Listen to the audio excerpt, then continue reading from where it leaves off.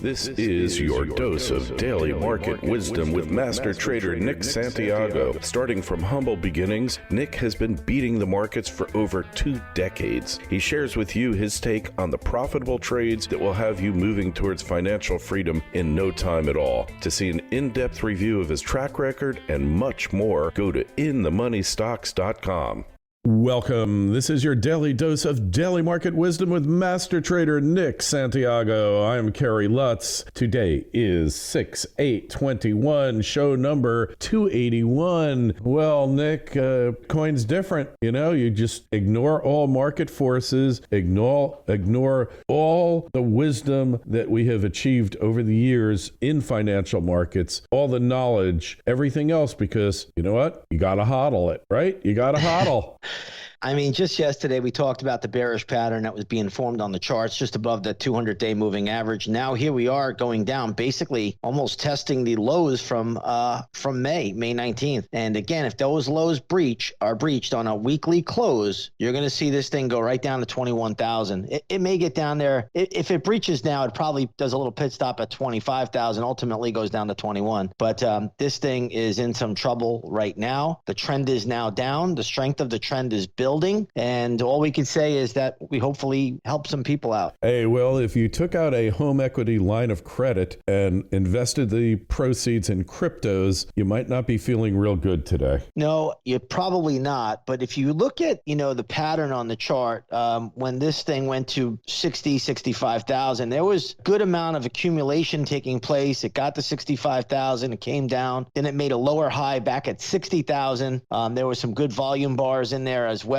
And that just tells me that the people now in this, they're not the strongest of holders. So I have to think that we're going to see 21,000 pretty shortly. Hey, and if it sounds like we're gloating, it's because we're gloating here, but not so much we're happy that people lost money. What we're gloating about is that you really need to understand markets and chart patterns and everything else, and that regardless what the asset class involved, when you look at a chart, it tells you a lot of things that you could not otherwise learn. And just to jump on a bandwagon with everyone else out there and think you're going to become a multi-zillionaire, it's naive, it's misguided, and potentially can be very dangerous to your financial health. Yeah, and Kerry, to add to that, in April, I couldn't walk in the local supermarket where I live without, 10 or 15 people jumping all over me asking me about Bitcoin. And I would tell them, I would steer clear of it. I don't own it personally. I don't love it. I would never be a buyer up here, and I think it's going to fall. And we said it back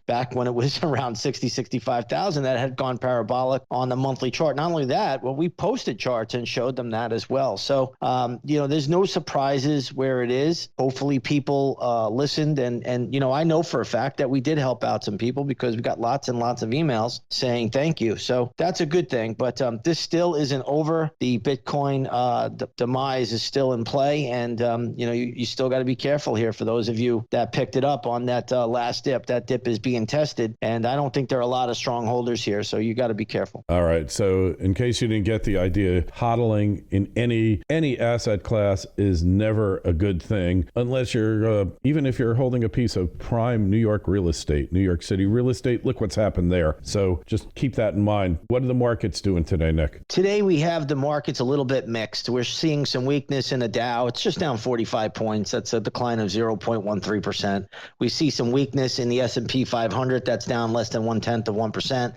The strength is really coming in tech. That's up about 0.25%. And the Russell 2000 acted really well yesterday and is acting well today again. That is up 0.6%. That represents small caps. So right now we're seeing little money rotation going on. Money's coming out of those industrial areas, and it's going more so into the small caps and into technology. Another thing, if I may add, Kerry, is that we're seeing a big run in the meme names again. The dash for trash. You have GameStop up $50 today. AMC, movie theater chain, up 6%, and Koss up another 9%. That thing's trading at $30 a share right now. Hey, and at least with Koss, you know that the founders had the good sense to cash out a lot of their shares. So that tells you the confidence that they have in their own company, which is named after them. It's the heirs of, I think it was Henry Koss, but don't quote me on it, Mr. Koss. That's how I knew them. And now they took their opportunity a few weeks back. Well, when it first hit, they dumped stock and for $45 million. They still own like 3/4 of the company all these years later. But I think in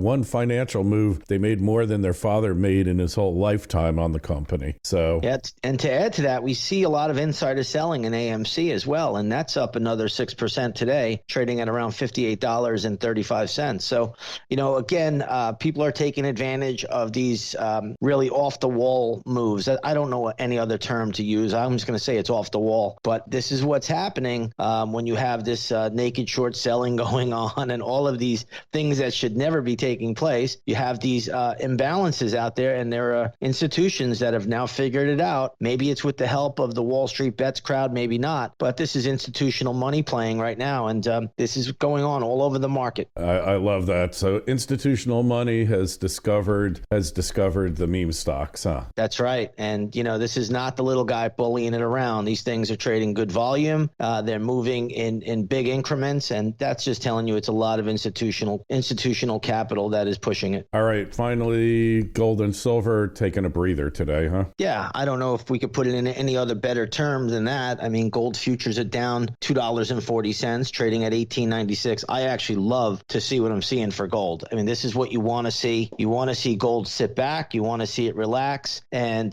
that's telling us everything that we need to know. Right now, when you look at the gold market, this is perfect consolidation. So far, so good. And we'll let the market, tell us a little bit more. I think this is really, really good action so far. All right. Well, this is what we like to hear. Hey, by the way, for you out there, summer trading doldrums, we're going to do the show 3 times per week, Monday, Wednesday, and Friday. So don't panic on a Tuesday or Thursday if you don't see the YouTube up there or the podcast. But we're taking it a little easy. However, Nick has assured me if there's any market craziness on a particular day, we'll do it that day, regardless if it's a Tuesday or Thursday. So we just want you to know. And if you want to be able to trade the way Nick does and hopefully capture some of his success, then you need to go to inthemoneystocks.com. You'll find out all the information you need there. The Twitter feeds at ITMS, at Nick Santiago 01, at Kerry Lutz. And please send me your emails to my address, kl@kerrylutz.com. We've got a few saved up, and we're going to talk about them next week. Nick, have a good rest of the day, and we'll talk to you tomorrow. Sounds good, Kerry. And so concludes another episode of Daily Market Wisdom with Master Trader Nick Santiago. Be sure to go to his website, inthemoneystocks.com. Don't forget the Twitter feeds at ITMS and at Nick Santiago 01.